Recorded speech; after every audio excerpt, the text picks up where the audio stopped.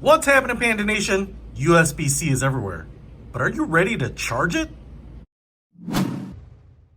Hey guys, recently I went to a Starbucks and I took my MacBook to work and I wanted to plug it in. There was an outlet there and I didn't actually have the right charging block to do that. Now I bring this up not because you have to have a Mac, but a lot of computers require power from USB-C type cables. Now, the one thing about this is that, this is from RAVPower, true unboxing, is that not only did I want to charge up my laptop, but since I had an outlet, I thought I'd charge up my phone too. And the charging block that comes with my Mac is just a USB-C port by itself. There's no other ports on it.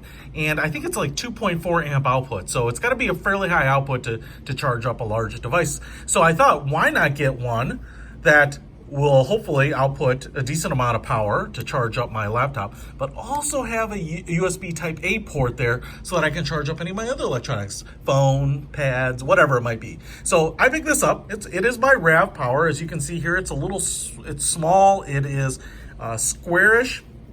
It's much smaller than the charging block that comes with my Mac. You can see a nice little notch up here so that I can pull these prongs down, 2-prong outlet, stick that in there. And then we have the 2 outlets right there. So I'm just gonna flip it over and see what we have here.